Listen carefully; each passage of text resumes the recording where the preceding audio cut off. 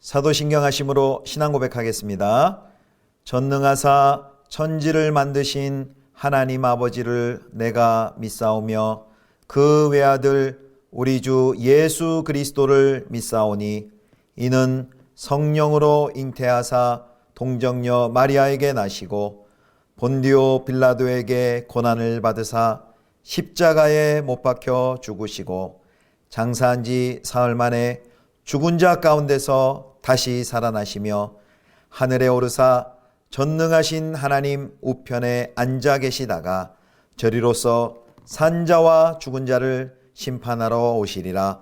성령을 믿사오며 거룩한 공예와 성도가 서로 교통하는 것과 죄를 사하여 주시는 것과 몸이 다시 사는 것과 영원히 사는 것을 믿사옵나이다.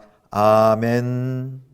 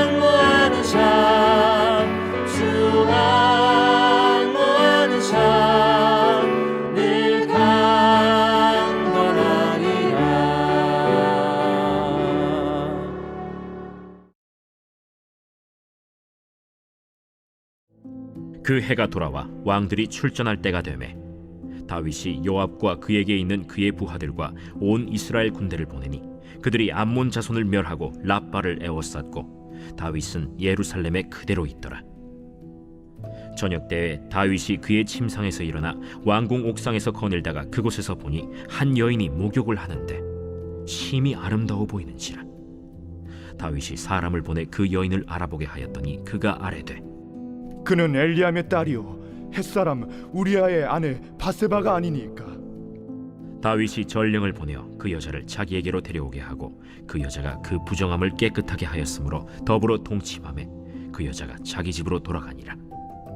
그 여인이 임신하매 사람을 보내 다윗에게 말하여 이르되 내가 임신하였나이다. 다윗이 요압에게 기별하여 햇사람 우리아를 내게 보내라.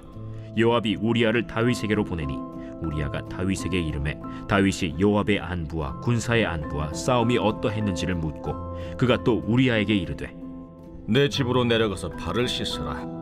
우리아가 왕궁에서 나가매 왕의 음식물이 뒤따라가니라. 그러나 우리아는 집으로 내려가지 아니하고 왕궁 문에서 그의 주의 모든 부하들과 더불어 잔지라. 어떤 사람이 다윗에게 아뢰되 우리아가 그의 집으로 내려가지 아니하였나이다. 다윗이 우리아에게 이르되 내가 길 갔다가 돌아온 것이 아니냐? 어찌하여 내 집으로 내려가지 아니하였느냐? 언약궤와 이스라엘과 유다가 야영 중에 있고 내 주 요압과 내 왕의 부하들이 바깥들에 진치고 있거늘 내가 어찌 내 집으로 가서 먹고 마시고 내 처와 같이 자리이까? 내가 이 일을 행하지 아니하기로 왕의 살아계심과 왕의 혼의 살아계심을 두고 맹세하나이다. 오늘도 여기 있으라. 내일은 내가 너를 보내리라. 우리아가 그날에 예루살렘에 머무니라. 이튿날 다윗이 그를 불러서 그로 그 앞에서 먹고 마시고 취하게 하니 저녁 때에 그가 나가서 그의 주의 부하들과 더불어 침상에 눕고 그의 집으로 내려가지 아니하니라. 성도 여러분, 좋은 아침입니다. 하나님의 은혜와 평강이 가득히 넘치기를 축복합니다. 오늘은 사무엘하 11장 1절에서 13절까지의 말씀으로 죄의 속성이란 제목으로 함께 하나님 말씀 묵상하겠습니다. 오늘 본문은 유명한 본문이죠. 다윗이 밧세바를 범하는 죄의 이야기가 기록되어 있습니다. 오늘과 내일 우리가 양일간 살펴볼 텐데요. 어제 본문에서 이 다윗이 아람까지 복속시키면서 권력의 정점에 오르는 것을 우리가 확인하였습니다. 그런데 안타깝게도 다윗은 그 권력을 하나님과 그의 백성들을 위하여 사용하는 것이 아니라 충신의 아내를 빼앗고 또 은폐하는데 그것을 악용하는 것을 우리가 확인합니다. 오늘 본문을 통해서 우리는 죄의 속성 세 가지를 함께 살펴보도록 하겠습니다. 첫 번째는요, 죄는 누구에게도 예외가 없다라는 것입니다. 죄는 누구에게도 예외가 없습니다. 지금까지 참 이상적인 왕의 모습 또 왕의 품위를 유지하며 살아왔던 다윗입니다. 그런데 오늘 본문에서는 그의 나라 또 가족은 물론 자신의 생명까지 위협할 정도로 크나큰 죄를 범하는 것을 볼 수 있습니다. 다윗의 이 범죄 이야기가 우리에게 가장 먼저 보여주는 것은 그 누구도 죄를 짓는 것에 예외가 없다는 것을 보여줍니다. 그 누구도 안심할 수 없고 그 누구도 예외가 될 수 없고 죄는 기회만 되면 기회가 있는 대로 우리를 덮칩니다.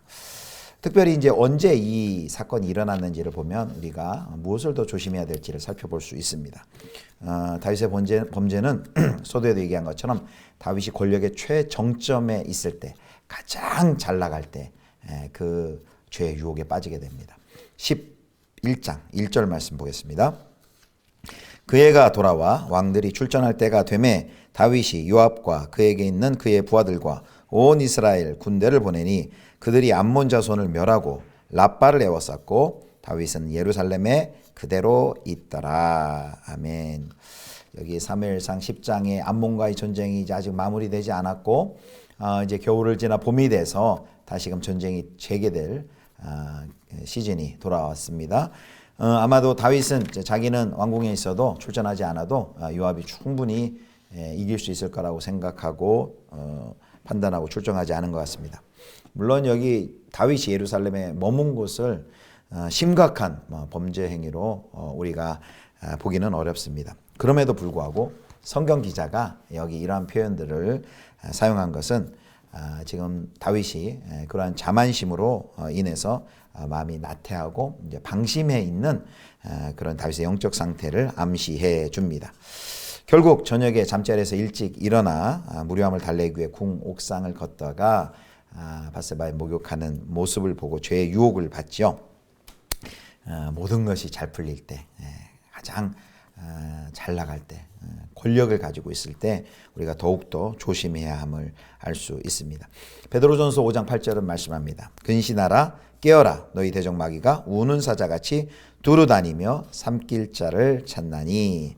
우리가 영적으로 깨어있고 영적으로 경각심을 가지고 있어야 합니다.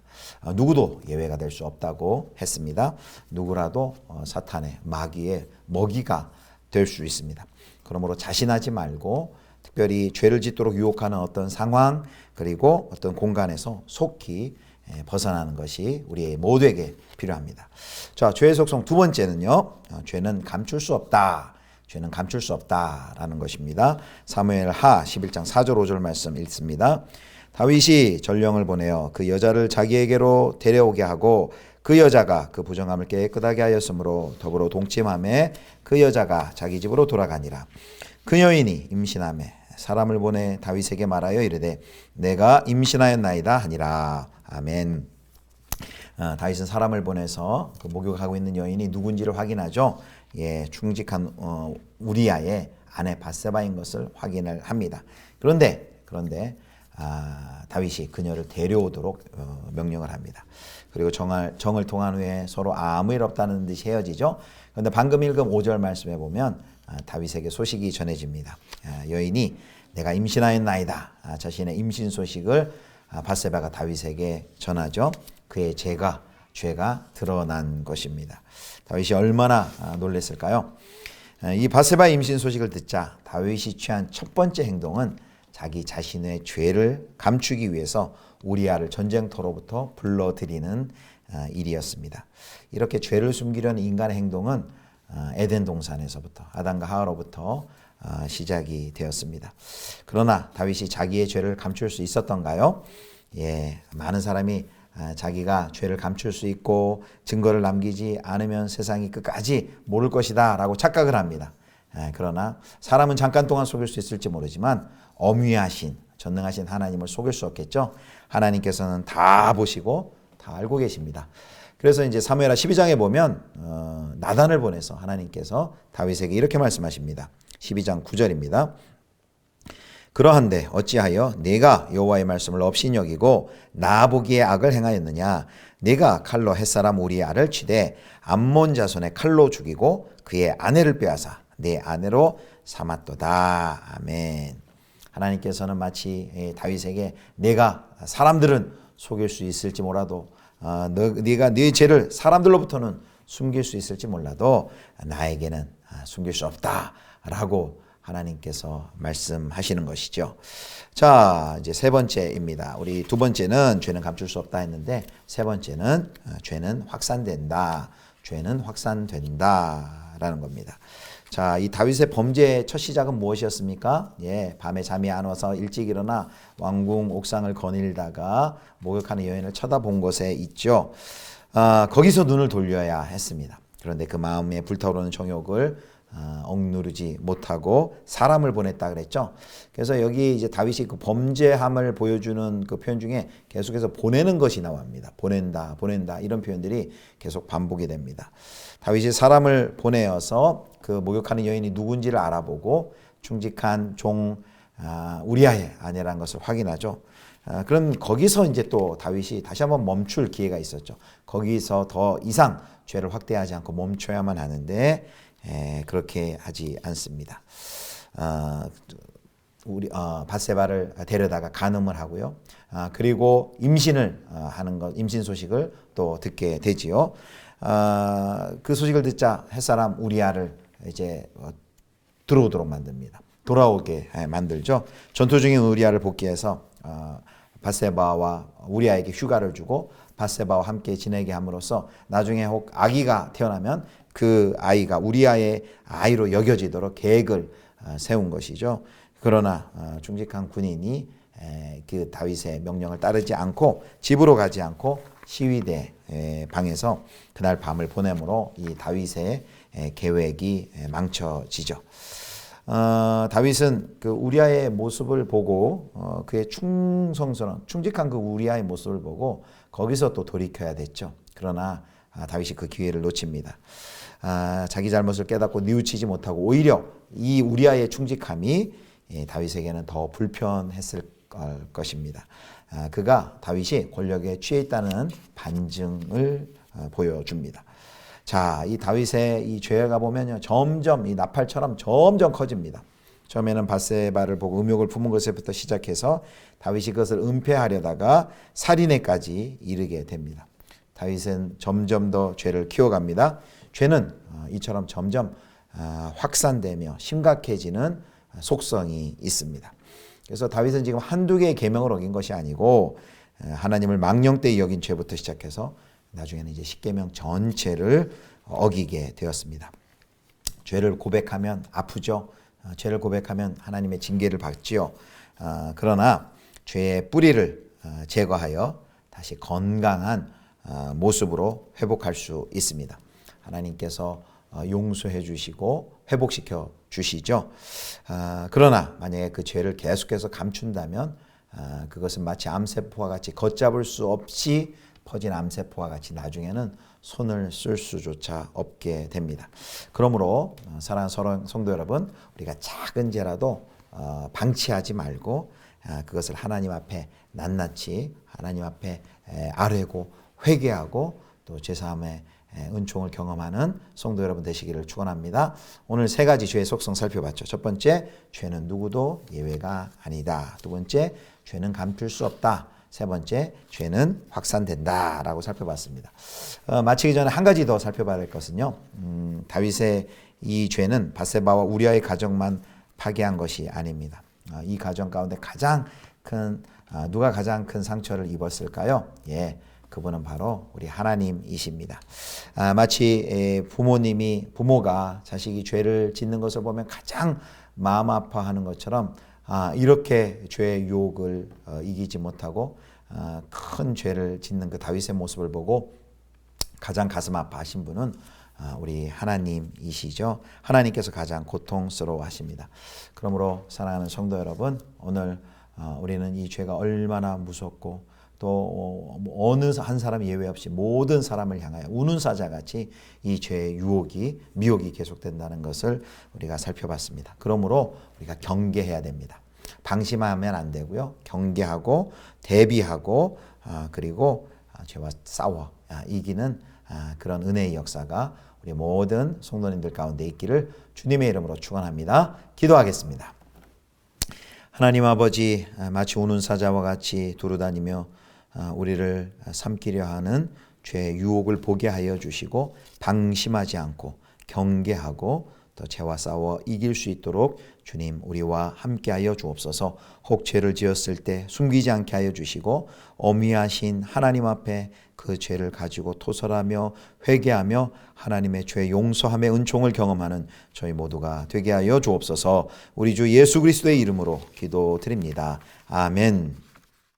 하늘에 계신 우리 아버지여, 이름이 거룩히 여김을 받으시오며 나라의 임하옵시며 뜻이 하늘에서 이룬 것 같이 땅에서도 이루어지이다. 오늘날 우리에게 일용할 양식을 주옵시고 우리가 우리에게 죄 지은 자를 사하여 준 것 같이 우리 죄를 사하여 주옵시고 우리를 시험에 들게 하지 마옵시고 다만 악에서 구하옵소서. 대개 나라와 권세와 영광이 아버지께 영원히 있사옵나이다. 아멘.